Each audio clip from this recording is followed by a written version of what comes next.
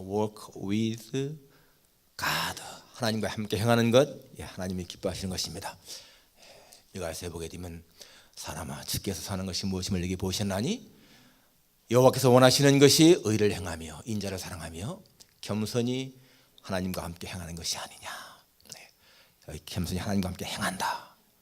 Walk with God. 주와 함께하는 인생 행복할 줄 믿습니다. 오늘 찬양 너무너무 은혜있었습니다. 감사합니다. 예수님의 사랑 안에 거하라 하는 주제입니다. 사람마다 다 욕구가 있습니다. 여러 가지 욕구가 있습니다. 욕구, desire, 갈망이라고 했어요. 갈망, craving, 갈망, 욕구. 욕구나 갈망이 없는 사람은 사실 죽은 사람이죠. 욕구가 있기 때문에, 갈망이 있기 때문에 사람은 발전할 수가 있습니다. 좀 더 건강하게 살고 싶은 욕구, 좋은 거 아니겠습니까? 그러니까 운동도 하고 음식도 가려 먹고 건강을 챙기죠. 좀 더 부유해지고 싶은 욕구, 그래서 자기 삶을 더 발전시키는 것입니다. 안정에 대한 욕구, 평안에 대한 욕구, 그리고 무엇인가 이렇게 소속되고 싶은 욕구, 소속감 중요한 것입니다. 그리고 가정을 이룰 적에 가정이 안정되면 이 소속감이 충족되기 때문에 행복을 누리는 거잖아요. 우리가 교회에 적을 둔다, 마찬가지로 소속감입니다. 사람에게는 여러 가지 그런 욕구가 있습니다. 그런 욕구가 적절하게 충족될 때에 행복을 누리는 것입니다. 그런데 이러한 욕구 가운데서 더 중요한 것이 뭔가 하면은 사랑의 욕구입니다. 사랑받고 싶은 욕구, 사랑하고 싶은 욕구. 이 사랑의 욕구만큼 강렬한 것이 없습니다. 사람은 뜨겁게 사랑하는 대상이 있고 정말 누구에게 뜨겁게 사랑받게 되면은 세상을 다 가진 것 같은 충만감을 느끼게 되잖아요. 사람을 행복하게 하는 것 중에 이 사랑의 욕구의 충족이 너무너무 중요합니다. 그런데 이 사람의 사랑은, 인간적인 사랑은 금방 식어지는 데 문제가 있어요. 오늘 죽도록 사랑했다가도 내일 되면은 냉랭해지는 것이 인간의 사랑인데, 여러분 하나님의 사랑은 그렇지가 않습니다. 우리가 하나님의 사랑 안에 거하게 되면은 그 사랑 때문에 인간적인 사랑도 더 길게 할 수 있는 것을 알게 됩니다. 여러분이 지금 배우자와 함께 살아가는 가운데서도 정말 예수님에 대한 사랑, 하나님의 사랑 하나 있으니까 그 사랑이 훨씬 더 강렬한 것을 느끼지 않습니까? 그렇게 하나님의 사랑은 정말 중요한 것입니다. 여러분 오늘 본문에 보면은 이 본문의 배경이 어떻습니까? 오늘 이 요한복음 15장의 배경은 예수님이 내일이면은 십자가에 죽으시는 날인 거예요. 바로 십자가에 달리기 전날입니다. 주님은 자신이 죽을 걸 알고 계십니다. 그러면은 그 죽음에 대한 공포가 있지 않겠습니까? 그런데 오늘 예수님은 죽음에 대한 공포가 아니라 오히려 여기서 내 기쁨이 너희 안에서 너희 기쁨을 충만하게 하려 함이라. 주님은 지금 기쁨을 누리고 있어요. 죽음을 앞에 두고 있지만은 예수님 마음은 기쁨을 누리고 있습니다. 그것이 왜 그렇습니까? 하나님이 함께하는 사랑 때문에, 자신이 하나님만 사랑 안에 있기 때문에 그런 기쁨을 누린다는 거예요. 그러니까 예수님은 하나님의 사랑 안에 거하면서 하나님 안에서 정뜨거운 그런 기쁨을 누리고 있다는 것입니다. 우리가 하나님 이렇게 예수님의 사랑 안에 거하게 되면 마찬가지로 우리도 그러한 모든 문제의 어려움을 극복하고 우리 마음속에 기쁨을 누릴 수가 있는 것을 보여주는 것입니다. 여러분 여기 예수님의 사랑은요, 주는 사랑이죠. 베푸는 사랑, 남을 위해 희생하는 그런 사랑입니다. 오늘 여기 주님께서 내 사랑 안에 거하라 이렇게 말씀하시는데, 오늘 우리는 이 주님의 말씀을 들으면서 주님, 내가 정말 주님의 사랑 안에 거하겠습니다. 그런 고백이 있어야 돼. 예수님의 사랑의 극치가 어디입니까? 십자가죠. 십자가는 예수님의 사랑의 극치입니다. 사랑은 그렇게 주는 것이라는 거예요. 오늘 예수님의 사랑 안에 거하라 하시는 이 말씀 정말 듣고 내 평생을 주님의 사랑 안에 거하며 살겠다, 그런 마음의 결심이 있기를 축원합니다.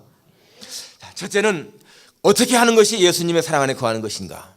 우리가 어떻게 해야 예수님의 사랑 안에 거하는 것인가? 오늘 본문 10절에 보니까 내가 아버지의 계명을 지켜 그의 사랑 안에 거하는 것 같이 너희도 내 계명을 지키면 내 사랑 안에 거하리라 라고 했습니다. 하나님의, 예수님의 사랑 안에 거하는 방법이 뭐라고요?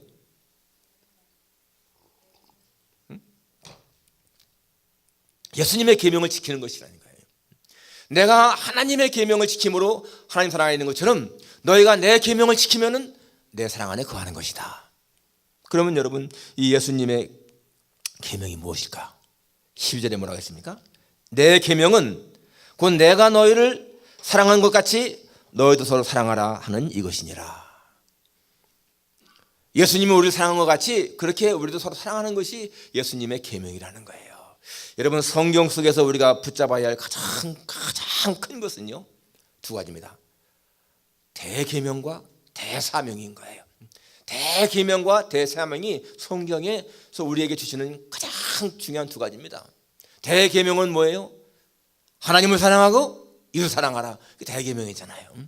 마음을 다하고 목숨을 다하고 뜻을 다하고 힘을 다해서 하나님을 사랑하고 내 이웃을 이웃같이 사랑하라. 이것이 대계명인 것이고, 대사명은 온 천하다님의 만민에게 복음을 전파하라. 너희는 가서 모든 족속 제자를 삼아서 아버지와 아들과 성령의 이름으로 세례를 주고 내가 분반 모든 것을 가르쳐시키게 하라. 대계명은 사랑하라, 대사명은 전도하라. 그것이죠. 바로 성경 속에 있는 가장 핵심은 바로 이 대계명, 대사명인데, 바로 오늘 여기서 사랑하는 이 사랑의 계명을 지키는 것이 예수님의 계명을 지키는 것이다. 그러니까요, 이 성경 속에 있는 모든 계명의 핵심은 사랑이라는 거예요. 사랑하라. 그것입니다. 부모도 내 이웃이고, 형제도 내 이웃이고, 친구도 내 이웃이고, 우리 교우들도 내 이웃이고, 내 이웃을 내 몸과 같이 사랑하라. 그 속에 다 포함되는 거죠. 그러니까 이 사랑하는 것이 바로 예수님의 계명을 잘 지키는 것이라는 것입니다. 여러분, 이 사랑의 대상이 있을 때에 우리는 행복을 누리게 되어 있어요. 사랑의 대상이 없으면 여러분, 사람은 외롭고 고독하고 절망합니다. 사랑하는 사람이 없으면 이 세상을 살 재미가 없는 거예요. 어느 가난한 하숙생이, 이 하숙집에 가난한 하숙생이 있었는데 그 옆방에 있는 처녀를 사랑했습니다. 그런데 짝사랑을 한 거예요. 한마디 고백도 못해. 얼굴 마주치면 괜히 이렇게 자꾸 얼굴만 피하고. 크리스마스 다가왔는데 혼자 있으니까 그냥 방 안에 있었습니다. 그런데 갑자기 옆방에서요, 이상한 소리가 들리는 거예요. 침대가 삐걱삐걱 하는 소리가 들리고, 그 다음에 이 여자의 막 신음소리가 들리는 겁니다. 가만히 귀를 기울이고 있더니 청년이 머리를 감싸면서요, 절망하는 거예요. 이 처녀에 대한, 여자에 대한, 그 순결한 여자에 대한 환상이 깨어지면서 이 남자가요, 절망을 하고 침대에 목을 매 자살했습니다. 그 다음날 경찰이 그 하숙집에서 두 구의 시체를 발견했는데, 하나는 이 침대에 목매다 죽은 청년의 시신하고, 또 하나는 그 옆방에서 극약을 먹고 자살한 처녀의 시신이었습니다. 처녀의 그 방에서는 유서가 나왔는데 너무나 사는 것이 힘들고 고독하고 외로워서 살 소망이 없습니다 하는 그런 생활에 대한 비관과 사랑할 사람도 없고 사랑받는 사람도 없는 그러한 것에 대한 비관이 적혀 있다는 거예요. 벽 하나를 두고 정말 사랑할 수 있는 사람들끼리 사랑하지 못하고 그렇게 사랑이 없어서 절망하고 죽었다는 거죠. 사랑이 없는 사람의 마음은 사막입니다. 사랑할 수 있는, 사랑하는 마음은 따스한 훈풍이 불지만은 여러분, 사랑이 없는 마음은요, 절망이죠. 우리가 누군가를 사랑할 수 있다는 거, 이게 얼마나 감사한 것인지 모릅니다. 내가 누구를 사랑할 수 있고 누가 나를 사랑한다, 이게 얼마나 귀한 일입니까? 벌써 오랜 시간이 지났지만 911 때 여러분, 그 비행기 안에, 납치된 비행기 안에서 또 월드 트레이드 센터 안에 있던 사람들이 그 가족에게 보내는 그 메시지, 우리가 그 당시에 그걸 보면서 얼마나 가슴 뭉클함을 느꼈습니까? 여보 나 브라이언이야. 우리가 지금 피납됐어. 아무래도 살 수 없을 것 같아. 당신을 사랑해. 전부 다가 가족을 향해서 보내는 메시지가 사랑해. 그런 메시지였습니다. 오늘 우리 주변에 있는 사람들 사랑의 대상들이지요. 사랑하고 사랑해도 우리의 인생은 짧습니다. 여러 군데 가다 강도 만난 그 강도를 치료해준 그 사마리아인처럼 그렇게 아낌없는 사랑을 베푸는 것이 바로 예수님의 사랑 안에 거하는 것이라는 거예요. 마태복음에서 예수님은 지극히 작은 자 하나에게 한 것이 내게 한 것이다 라고 했습니다. 바로 우리가 사랑을 실천할 때에 예수님의 사랑 안에 거한다 라는 것입니다. 1994년에 이 미국에서 아주 센세이션을 일으켰던 영화이죠. 쉰들러 리스트라고 하는 영화는 그 당시에 이 사실 2차 대전 때에 폴란드에 있었던 실화를 배경으로 해서 호주의 작가 토마스 켄지라고 하는 작가가 쓴 소설 쉰들러 방주라고 하는 소설을 이렇게 바탕으로 해서 만든 영화였습니다. 그 내용이 뭐였습니까? 거기 나오는 주인공은 이 독일 사업가입니다. 오스카 쉰들러라고 하는 사업가였는데 그는 그 독일이 지배하고 있는 그 폴란드 지역에 내려가서 그 유대인이 경영하던 공장을 인수했어요. 헐값에 인수하고 그리고는 수용소에 있는 그 유대인 죄수들 그들을 이 나치 장교들한테 돈을 뇌물을 주면서 결탁을 해가지고 그들을 임금도 안 주고 이제 쓰는 거예요. 일꾼으로. 그러니까 이 쉰들러는 그냥 돈 버는 것에만 목적했습니다. 돈 버는 거. 아주 냉혈한 사람이었잖아요. 그런데 아우슈비츠 거기 수용소에서 그 가스실에서 사람들이 죽어간 것을 보면서 충격을 받습니다. 그리고 그 당시에 유대인 회계사 이자크 스턴이라고 하는 사람의 영향을 받아서 양심의 소리를 듣게 되고요. 그리고 인간 사랑에 눈을 뜨게 되죠. 그때부터는 돈 버는 것이 목적이 아니고 사람을 살리는 것에 목적을 두게 되고 그래서 그 리스트를 작성해서 이제 자꾸만 이렇게 사람들 빼오지 않습니까? 우리 공장에 사람이 필요하다. 그러면서 그 계속 뇌물을 주면서 사람들을 빼오는데 그렇게 해서 빼온 사람이요 1,100여 명이었습니다. 1,100여 명의 사람을 살린 거예요. 나중에 전쟁이 끝나고 이제 많은 사람들이 살게 된 그 사람들이요 이 쉰들러에게 가서 다 모여가지고 감사하다고 당신 때문에 우리가 살았습니다 라고 할 적에 그 쉰들러는 그들의 그 뜨거운 감사 받는 것보다도 내가 조금만 더 노력했으면 더 많은 사람 살릴 건데 저 승용차 팔았으면 10명은 더 살릴 수 있을 텐데 내 시계 팔고 이 결혼 반지 팔았으면 내가 2명을 더 살릴 수 있을 텐데 하는 안타까운 마음을 보입니다. 인간 사랑을 모를 적에는 돈 버는 것이 그 유대인들이 하나의 수단이었던 그런 사람이 이제는 인간 사랑에 눈 뜨니까 그들은 살려야 할 소중한 존재로 변한 거예요. 여러분 그것이 예수님의 사랑하는 사람들의 모습인 것입니다. 우리가 다른 것을 못한다 할지라도 정말 이 사랑을 실천할 때에 우리가 예수님의 사랑 안에 거한다라는 사실이에요. 어떻게 하는 것이 예수님의 사랑하는 것이냐? 예수님의 계명을 지키는 것 그것은 바로 예수님의 사랑 하나님의 사랑을 실천하는 것이다 라는 것입니다. 두 번째 마지막으로 두 번째는 예수님의 사랑 안에 거할 때 어떠한 일이 생기는 것이냐. 오늘 11절 말씀입니다. 내가 이것을 너에게 이름은 내 기쁨이 너희 안에서 너의 기쁨을 충만하게 하려 함이라. 내가 이것을 이름은 그 말이 무슨 말이에요? 내가 이것을 너에게 말하는 것은 내 안에 거하라 하고 이 말하는 것은 너희가 내 사랑 안에 거하면은 내 기쁨이 너희 안에 충만하게 있어 너의 기쁨이 충만하다. 즉 너희를 행복하게 하기 위한 것이다 라는 것입니다. 우리가 정말 알아야 할 하나님의 마음 여러분 그것은요 하나님은 우리가 이 세상을 살 적에 기쁨을 누리며 행복하게 살기를 원하시는 거예요. 그것이 하나님의 소원입니다. 로마서 14장 17절에 보니까 하나님의 나라는 먹는 것과 마시는 것이 아니요 오직 성령 안에 있는 의와 희락과 평강이라 라고 했습니다. 하나님의 나라가 뭐라고요? 먹고 마시는 그런 차원이 아니고 성령 안에 있는 의, 평강, 희락. 우리가 예수 믿으면서 이 의로움, 평강, 희락을 누리지 않는다면 여러분들이 하나님 나라에 있는 것이 아니라는 거예요.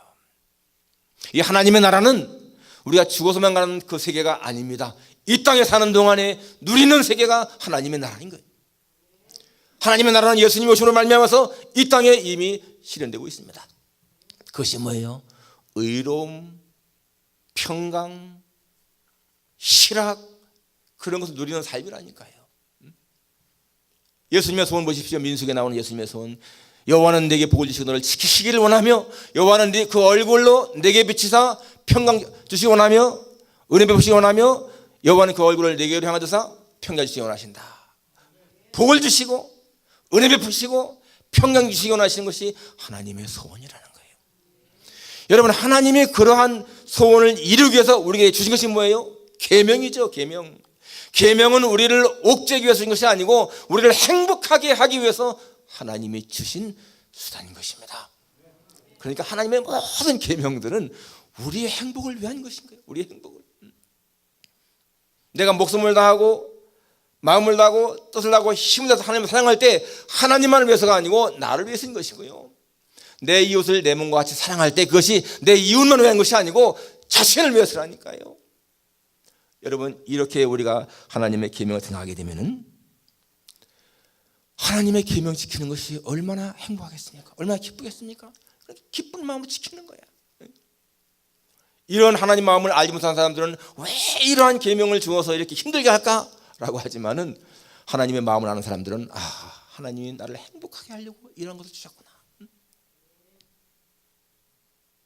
여러분, 우리가 가지고 있는 어떤 예수님 밖에서의 부라든지 건강이라든지 재능이나 뭐 이런 모든 것들은요, 그 사람을 불행하게 할 수가 있습니다.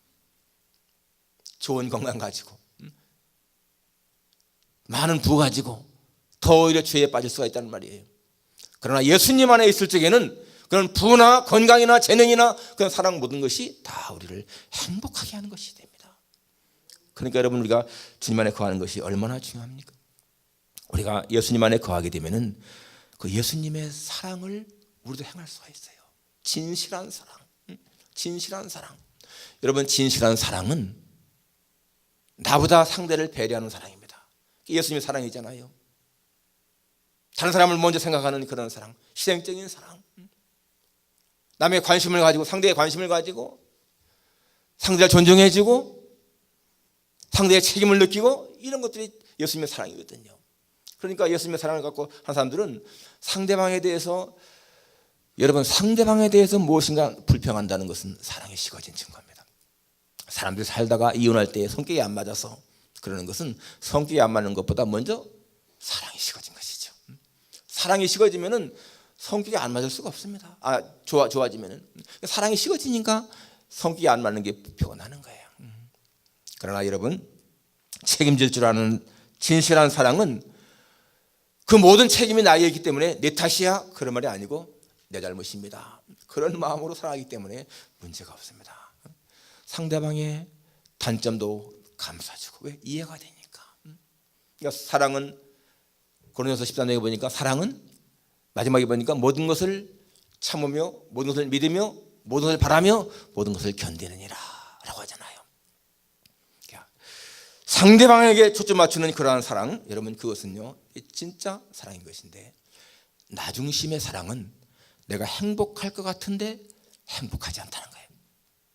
오래전에 여러분, 헐리우드에서 아주 젊은 두 남녀 배우가 이제 결혼을 발표했습니다. 사람들은요 그들의 결혼을 발표를 듣고, 야, 저들은 정말 행복하겠다. 너무 외모도 잘났죠, 인기도 좋죠, 젊고 모든 게 다 있으니까 결혼하면 행복하게 살 거야 그랬는데, 결혼 날짜 직전에 딱 결별했어요. 헤어졌습니다. 근데 여러분, 그 결별한 그 이유가 뭐냐면은 여자가 내놓은 결혼 조건, 여자가 결혼 조건을 몇 가지 내놨는데 그 첫 번째가 뭐냐면은, 만일에 남자가 결혼 후에 여자와 바람을 피우다가 들키면은 500만 불 벌금 낼 것. 그 첫 번째 조건이었어요. 여러분, 그러한 마음의 사랑이 순수한 사랑이 되겠습니까? 자신의 일생만 챙기려고 하는 그런 마음 가지고 사랑하게 되면 그것이 잘 되겠어요? 한국에 요즘에 결혼한 사람들이 보니까 많은 그 결혼 커플들이요 통장을 따로 만듭니다. 내 통장, 내 통장. 이 가운데 혹시 그런 분 계세요?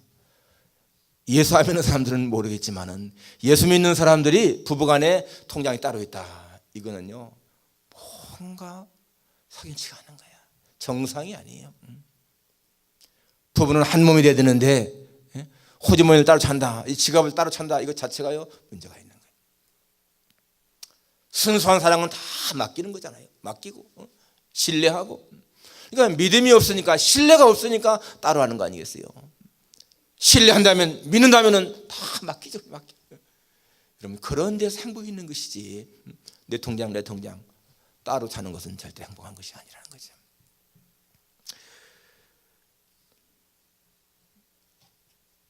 어리석은 사람들은 자기 중심, 자기를 이롭게 하면은 그 자기를 행복할 줄 생각합니다. 그런데 여러분, 하나님의 창조의 원리는 그것이 아니에요. 하나님의 창조의 원리는 상대방을 기쁘게 하고 상대방을 우애 줄 적에 그것이 모든 것이 나에게 돌아오게 되어 있습니다. 정말 남편을 위해서, 아내를 위해서 헌신하고 사랑하게 되면요, 그것이 다 나한테 돌아온다니까요. 행복한 부부가 되는 거야. 서로를 위해서 희생하려고 그러고 서로를 양보하고 서로를 배려하는 그런 가정은요, 행복하게 되어 있다는 것입니다. 그것이 예수님 안에 거하는 사람들의 모습인 거예요. 오늘 이 아침에 주님이 주시는 말씀 우리의 마음에 새기십시다. 내 사랑 안에 거하라. 내 사랑 안에 거하라.